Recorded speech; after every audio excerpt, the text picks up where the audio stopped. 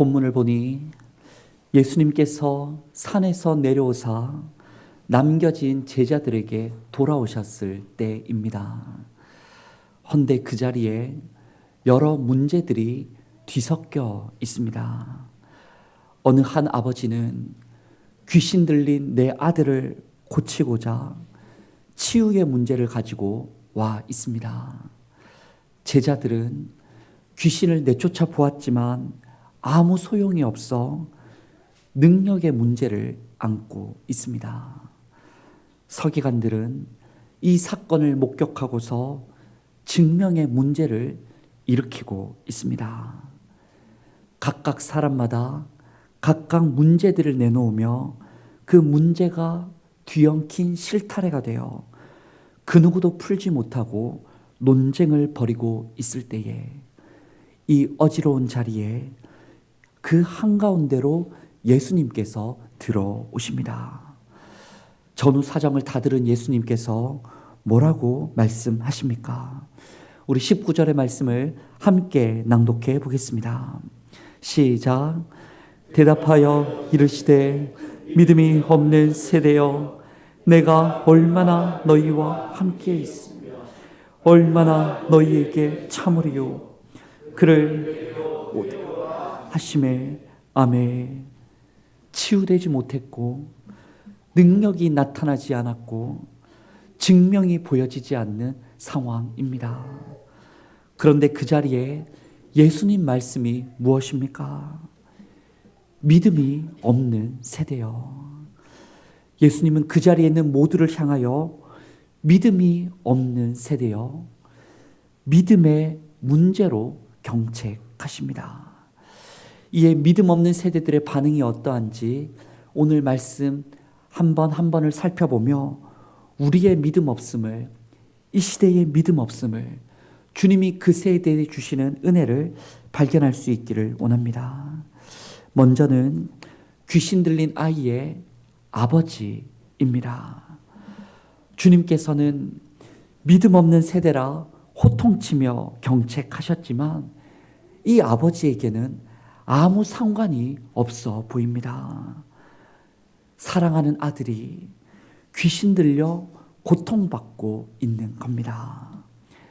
태어날 때 그렇게 연약하게 태어났고 자라다가 알게 되었는데 언어 장애가 있는 겁니다.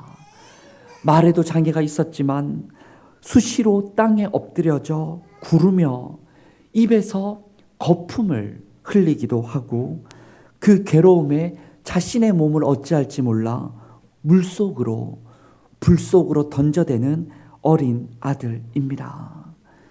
예수님이 오셨고 사람들이 다 모여있는 그 자리에서 아이는 다시 발작을 일으키고 있습니다. 여러분, 아버지의 마음이 얼마나 다급했을지, 얼마나 간절했을지, 얼마나 치유를 바랬을지 여러분 상상이 가십니까? 아이를 낳고 길러보니 그 아버지의 마음이 조금이나마 이해가 갑니다. 아이의 질병만큼이나 아버지의 그 마음은 타들어가고 있고 문드러져 있습니다. 그 간절한 마음으로 다시 한번 그 아버지는 치유의 문제를, 회복의 문제를 예수님께 요청을 드립니다. 뭐라고 말합니까?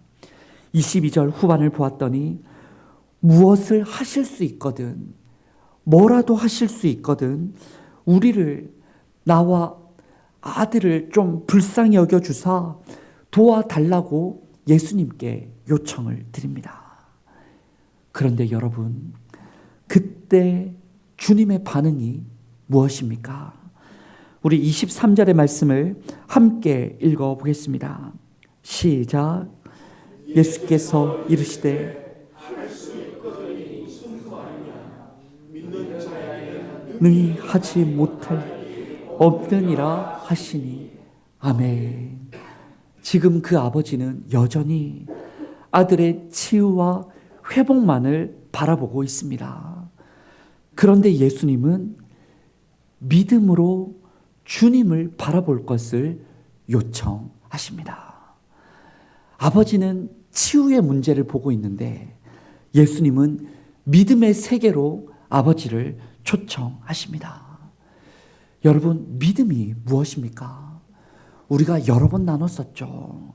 성경 속의 믿음장이라 불리는 히브리서 11장 6절 말씀에는 이렇게 말씀합니다. 믿음이 없이는 하나님을 기쁘시게 하지 못하나니 하나님께 나아가는 자는 반드시 그가 계신 것과 또한 그가 자기를 찾는 자들에게 상 주시는 이심을 믿어야 할지니라. 아멘. 이 구절이 믿음에 관해서 두 가지를 알려줍니다. 하나는 그분이 계시다. 믿음은 하나님의 존재를 믿는 것이고, 다른 하나는 우리가 그분을 찾고 그분은 찾는 자들에게 상을 주신다. 그분과의 관계가 믿음을 말하는 것입니다. 존재성과 관계성, 이 두 축이 함께 균형 잡혀 있을 때 그것이야말로 좋은 믿음이다 말할 수가 있습니다. 곧 예수님께서는 그 불쌍한 아버지를 믿음의 세계로 초청하십니다. 아직 아이는 아파서 바닥을 구르고 있고 거품을 흘리고 있지만 그 눈에 보이는 상황은 바뀐 것이 하나도 없지만 그 삶의 자리, 그 아픔의 상황 속에서 지금 눈앞에 예수님이 계신 것과 그분을 찾을 때에 상 주시는 하나님이심을 믿을 것을 요청하십니다. 이 이야기, 아버지의 모습 속에서 우리의 모습이 보이는 것만 같습니다. 우리 역시도 간절한 소망을 가지고 주님을 찾습니다. 그 소망은 대부분 무언가 치유해 주시기를, 회복해 주시기를 간절한 우리의 마음이 담겨 있습니다.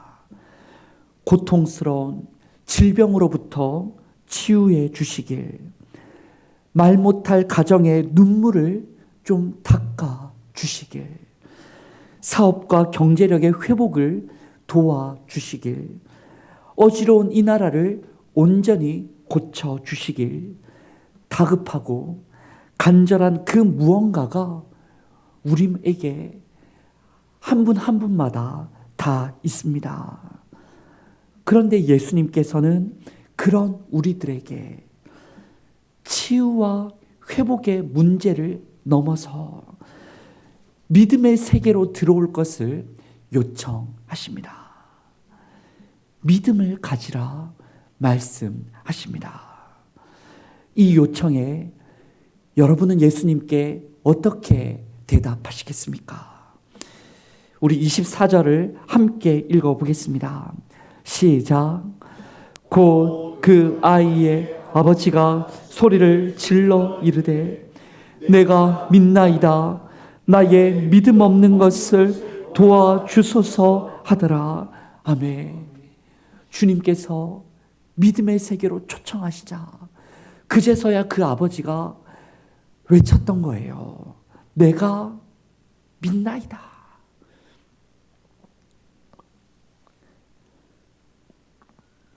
나의 믿음 없는 것을 도와주소서. 여러분, 우리도 그 아버지와 같은 이 고백을 드릴 수 있기를 원합니다.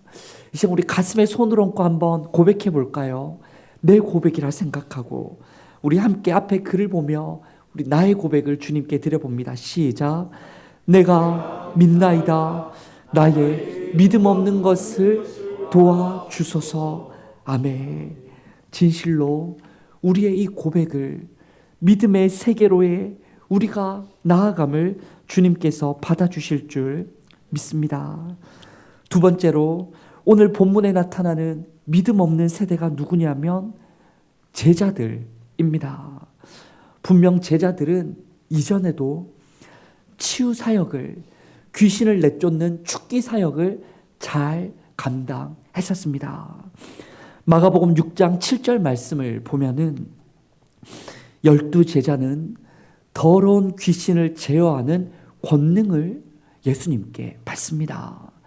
실제로 많은 귀신을 쫓아냈고 병자들에게 기름을 발라 고쳐주는 사역을, 능력을 나타냈었습니다. 막 기뻐서 주님, 우리가 이런 사역들을 했습니다라고 사역 보고도 예수님께 드렸습니다. 그런데 오늘 이 본문의 장면에서 동일하게 그 귀신 들린 아이에게 사역을 진행했는데 귀신이 나가지를 않는 겁니다. 아이가 낫지를 않는 거예요. 제자들이 적잖게 당황을 하게 되었습니다. 그 고통받는 아이에게도 미안하고 간절히 바라보는 아빠에게 민망하고 비난하는 서기관들 앞에서 어쩔 줄 모르는 능력이 나타나지 않는 그런 불편한 상황입니다. 예수님께서 오셨고 아이는 고침을 받습니다. 상황이 다 정리된 후에 집에 들어갈 때에야 제자들이 예수님께 조용히 묻습니다. 예수님, 우리는 어찌하여 능히 그 귀신을 쫓아내지 못하였습니까? 예수님의 대답이 무엇입니까? 29절의 말씀입니다. 우리 함께 29절을 낭독해 보겠습니다. 시작. 이르시되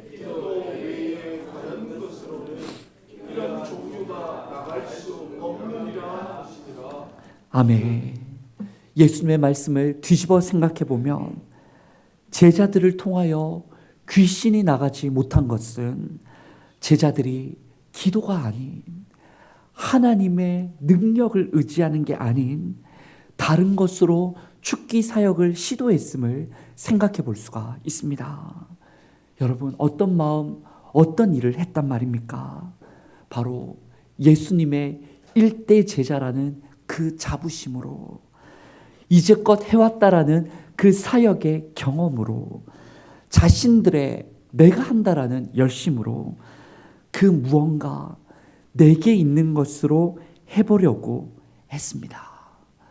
그러나 예수님 말씀하시는 겁니다. 내 힘으로 하기는 하되 내 힘과 능력으로 하기 전에 하나님의 힘으로 무언가 해 주시기를 기도하는 것이 먼저이다라고 말씀하십니다. 그 능력의 문제를, 영향력의 문제를 믿음의 문제가 먼저라고 회복시키시려는 예수님이십니다. 22년도에 기독교에 대한 대국민 이미지 조사를 시행했었고 그 발표한 결과를 본 기억이 납니다. 국민일보가 1000명을 대상으로 조사를 하였는데 종교 호감도를 묻는 질문에 사람들이 말하기를 천주교는 65.4%가 호감이 있다라고 대답을 했습니다. 또 사람 중에 66.3%는 불교에 호감이 있다라고 대답을 했습니다. 그런데 우리 개신교, 우리네 교회에는 25.3%만 호감이 있다라고 대답을 했습니다. 약 3배, 2배의 호감도 차이가 타종교와 우리가 나는 거예요. 특히나 19세에서 29세 사이 청년들에게 물었을 때에 기독교 호감도가 19%, 10명 중에 2명은 교회에 호감 있다. 호감 있어요. 호감 있는데 왜 데려가? 10명 중 8명은 교회가 비호감이다라고 청년들이 대답했다는 겁니다. 그 기사에서 어느 신대원 교수가 말하기를 그 결과를 받아들고서 몸이 안 좋은 줄 알았지만 병원 검사 결과가 너무 심각하게 나와서 절망할 때 그런 기분이 든다라고 이야기를 했던 기억이 납니다. 우리가 그런 기분이지 않습니까? 한국교회가 나라와 시대에 주는 영향력이 많이 상실됐음을, 너무 심각하게 비호감이 된 것을 우리가 몸소 느끼며 살아갑니다. 여러분, 그렇다라고 교회가 노력하지 않는 것은 아닙니다. 코로나 이후에 모든 교회와 단체들이 애를 쓰고 있습니다. 초대 예루살렘 교회처럼 예배와 교육이 회복되기 위해, 선교와 구제를 잘 감당하기 위해, 나눔과 교제가 충만하기를 위해 하나님으로부터 칭찬받고 정말 나라의 백성들, 이웃들에게 칭찬받기 위해 교회마다 최선을 다하고 있습니다. 그 귀신 들린 아이를 고치고자 애썼던 제자들처럼 한국교회도 그렇게나 열심히 노력하고 있습니다.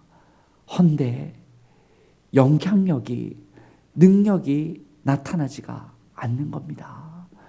그런 우리에게, 바로 그런 오늘날 한국교회에게 주님 주시는 말씀이 29절 말씀인 것만 같습니다. 우리 29절의 말씀을 다시 한 번 더 읽어보겠습니다. 시작. 이르시되 기도 외에 다른 것으로는 이런 종류가 나갈 수 없느니라 하시니라. 아멘. 주님의 이 말씀은 제자들에게 사역을 멈추라는 뜻이 아닌 거죠. 한국교회가 노력을 멈추라는 뜻이 아닙니다. 바로 모든 사역 앞서 먼저 기도를 가지라 말씀하십니다. 우리의 지식, 경험, 예산, 자부심, 열심으로 일하기 전에 하나님께서 일하시기를 바라며, 새벽을 깨우고 수요와 금요 밤을 모이며 사순절 릴레이 무릎을 꿇고, 또 교회에서 혹은 집의 골방에서 어떤 일을 하기 전에, 내 힘으로 하기 전에 기도로서 주님께 찾아가기를, 그 능력을 의지하기를, 하나님 도와주시기를 기도를 가지라 주님 말씀하십니다. 능력과 영향력의 문제에 집중하지 말고 먼저 기도의 자리로, 다시 믿음의 세계로 초청하시는 예수님이십니다. 바로 우리들이, 이 자리 우리들이 대구 소망교회가 수많은 사역 앞서 기도로 나아가는 우리 모두가 될 수 있기를 원합니다. 마지막으로 오늘 본문에 등장하는 믿음 없는 세대가 누구입니까? 바로 서기관들입니다. 예수님께서 오셨을 때에 그들은 제자들에게 따지고 있었습니다. 도대체 어떤 내용을 따졌는지 오늘 본문에는 자세히 알려주진 않지만, 그들이 마가복음 앞서 수많은 곳에 따진 것을 생각해 봤을 때 그들의 따지는 것이 두 가지였음을 생각해 볼 수 있습니다. 첫째는 무슨 권위로 이런 일을 하느냐? 도대체 너희에게 누가 이 권위를, 자격을 주었느냐? 제자들은 따졌을 겁니다. 종교 지도자들인 자신들의 허락을 받지도 않고서 감히 너희가 치유 사역을, 죽기 사역을 하고 있느냐라는, 왜 나를, 우리를 거치지 않았느냐라는 뉘앙스가 담겨 있습니다. 더 나아가 제자들의 사역이, 예수님의 사역이 하나님께서 주신 권능이라는 것을 인정하지를 못한다라는 뜻도 담겨 있습니다. 또 두 번째로 그들의 딴지는 무엇이었냐면 하늘로부터 오는 표적을 보여보라라는 것이었습니다. 하나님께서 권위를 주셨다라면, 그분과 특별한 관계가 있노라면 너희가 능력을 보여보라. 지금 눈앞에 귀신 들린 아이를 한번 고쳐보라. 그들은 따지고 들었을 겁니다. 치유하는 제자들 앞에서 신이 나서 더 해봐라. 아니 해보라니까. 아니 보여줘봐라니까. 그들은 증명의 문제, 그들 앞에 보여보라며 다그치고 비난했을 겁니다. 근데 여러분, 말씀을 가만히 보면 서기관이 앞선 사람들과 다른 점이 있습니다. 바로 그것은 예수님께서 믿음이 없는 세대여라고 말씀하셨을 때에 서기관들만 아무 응답이 없었다라는 겁니다. 귀신 들린 아이의 아버지처럼 간절히 거듭 예수님께 호소하지 않습니다. 그들은 제자들처럼 예수님께 찾아와 진지하게 조용히 묻지 않습니다. 서기관들은 구하지 않고 질문하지 않고 자신들의 생각 안에 갇혀 있는 사람들입니다. 옛적에 천장을 뚫고 중풍병자를 들이 내려왔을 때 일어서지도 않고 도와주지도 않았던 그 사람들이 누구였습니까? 서기관들이었습니다.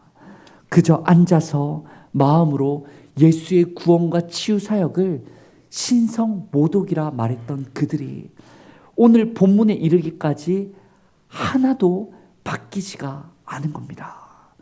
마음도 움직이지 못했고 몸도 나아가지 못하고 하나도 바뀌지 않고서 그들은 예수님도 인정하지 않고 하나님과의 관계도 부인하고 제자들도 조롱하며 믿음이 없는 세대로 그 자리에 따지고 있습니다.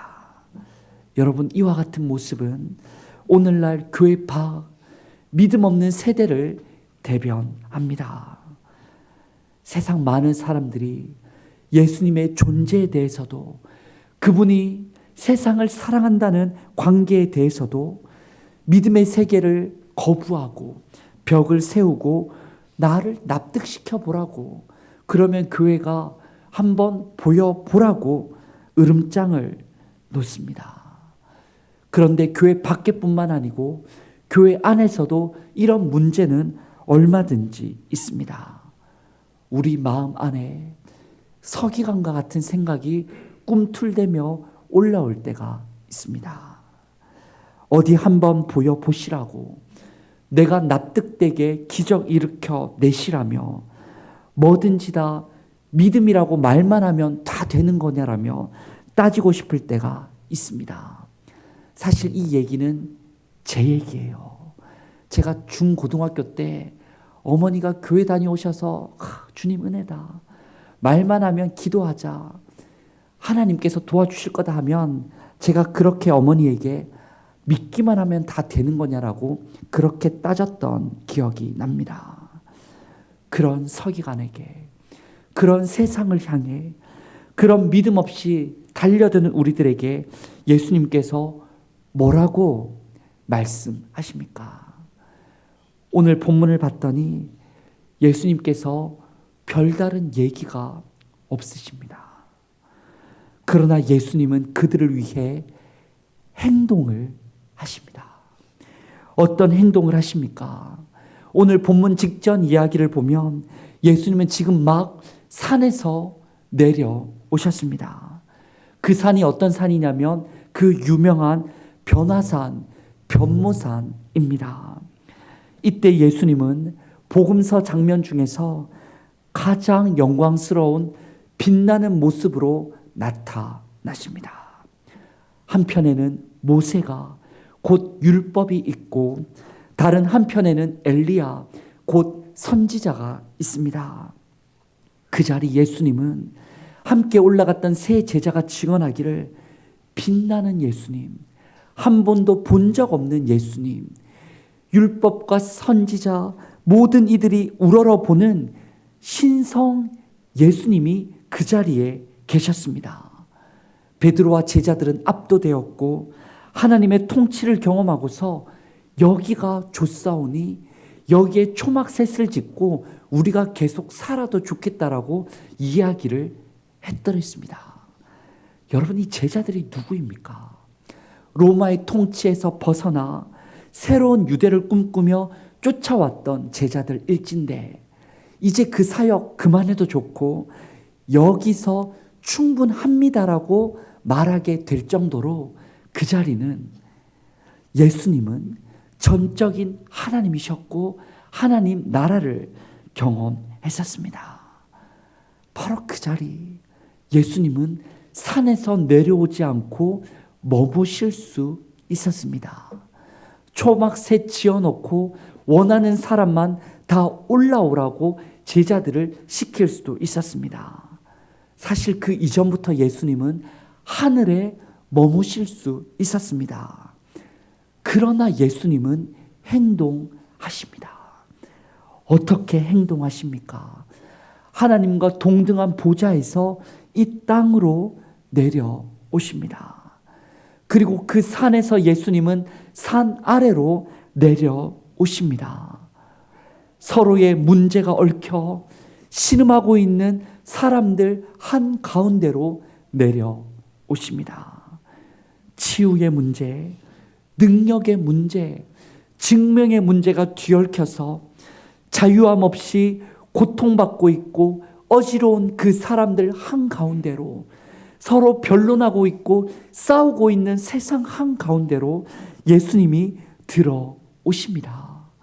들어오사 행동하사 뭘 말씀하십니까? 믿음이 없는 세대요. 다르게 말해 믿음이 절실한 세대요. 이 땅에 매여 있는 그들 모두를 믿음의 세계로 초청하십니다. 그러고서 예수님은 그 말씀으로 끝나지 않고 계속해서 행동하십니다. 어떻게 행동하십니까? 이 말씀 이후로 십자가로 나아가십니다. 오늘 본문 직후에 예수님이 말씀하시죠. 마가복음 9장 31절에 인자가 사람들의 손에 넘겨져 죽임을 당하고 죽은 지 3일 만에 살아나리라. 곧 예수님은 믿음이 없는 그 세대를 위해 높은 곳에서 낮은 곳으로 내려오셨고, 믿음이 없는 세대를 경책하시고 믿음의 세계로 초청하시고서는 그들을 위하여 행동으로 십자가로 보여주시고 나아가십니다. 그들을 위하여. 그들이 누구입니까? 아무리 말해도 듣지 않으려고 하는 서기관들, 세상을 위하여. 하나님께 기도로 사역하지 못하고 어떨 때는 우쭐대고 또 어떨 때는 금세 찌그러져 버리는 제자들, 오늘날 교회 그리스도인들을 위하여. 그 귀신 들린 아들을 고쳐달라고 했으나 믿음이 없던 그 아버지, 곧 우리들을, 여러분을 위하여 예수님은 행동하시고 십자가로 나아가십니다. 십자가를 가지라 말씀하십니다. 십자가를 가지면 진정 부활이 나타난다는 것을 그 서기관들에게 산 표적으로 보여주십니다. 기도를 가지면 오병이어에서 기도하시고 마지막 만찬 자리에서 기도하시고 겟세마네에서 기도하심으로 기도하면 나타나게 되는 하나님의 능력을 제자들에게 친히 보여주십니다. 믿음을 가지면 믿는 자에게 능치 못할 일이 없다라는 것을 귀신 들려 죽어가는 그 아이를 고쳐주시고 살려주심으로 말미암아 그 아버지에게, 우리들에게 보여주십니다. 사랑하는 성도 여러분, 사순절 예수님을 깊이 생각하실 수 있기를 원합니다. 예수님이 계신 것과 그분을 찾는 자들에게 상 주시는 분임을 진실로 믿고 기도하고 십자가를 붙드는 우리가 되기를 원합니다. 우리가 그렇게 사순절을 보내면 진실로 그분의 치유와 능력과 부활이 우리의 삶에 이루어지게 될 줄 믿습니다. 비록 내가 원하는 일이 내가 원하는 때에 내가 원하는 방법으로 되지 않을지라도 주님께서 원하시는 그 방법으로, 주님께서 원하시는 그 때에 주님의 나라가 임하게 될 줄 믿습니다. 그 주님 바라보는 은혜의 사순절 우리 모두가 될 수 있기를 원합니다. 우리 주신 말씀과 기도 제목 붙들고 함께 기도하기를 원합니다. 주님, 우리에게 믿음을 더하여 주옵소서. 가정마다 치유와 회복의 은혜를 주옵소서. 주님, 한국교회를 회복시켜 주옵소서. 주님의 주인 되시는 교회마다 기도와 선한 영향력이 회복되게 하여 주옵소서. 주님, 석행함과 같은 나와 세상을 위해 십자가로 나아가신 왕이신 예수님을 알게 하여 주옵소서.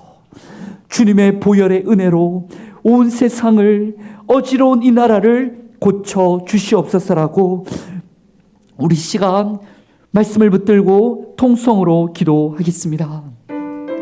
주님, 우리를 찾아와 주시는 주님, 산에서 내려오신 주님, 믿음이 병켜 믿음을 잃어버려 문제가 복잡하게 어지럽혀져 있어 어찌할 바 몰라 신음하고 있는 세상 가운데 찾아와 주신 예수님, 오늘날 대한민국 가운데 찾아와 주시옵소서. 대구와 경북 지역 가운데 찾아와 주시옵소서. 우리네 교회들 가운데 찾아와 주시옵소서. 우리 성도들에게 찾아와 주시옵소서.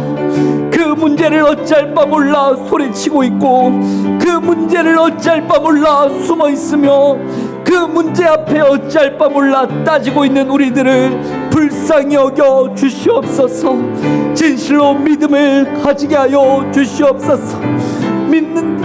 믿음으로 말미암아 능치 못한 것이 없음을 경험케 하여 주시옵소서. 기도하고 또 기도하게 하여 주시옵소서. 기도 외에 이런 일이 해결될 수 없음을 깨닫게 하여 주시옵소서. 십자가를 가지게 하여 주시옵소서. 이런 탕자 같은 우리를 위해 묵묵히 십자가로 나아가신 예수님의 사랑을 우리 모두가 경험하게 하여 주시옵소서. 믿음을 가지고, 기도를 가지고, 십자가를 가지는 우리 위에 하나님 나라가 하늘에서와 같이 이 땅 가운데 이루어지는 역사를 이루어 주시옵소서. 주님, 우리를 불쌍히 여겨 주시옵소서. 하나님, 믿음이 없는 세대를 향하여 탄식하시던 주님의 음성이 사순절기 우리의 마음에 울림이 되게 하여 주옵소서.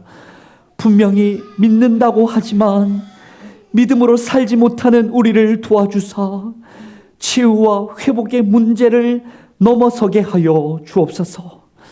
열심히 사역하고 노력하는 중심에 기도의 우선성을 회복하는 한국교회, 하나님의 일하심을 따라가는 믿음의 대구소망교회 되게 하여 주옵소서.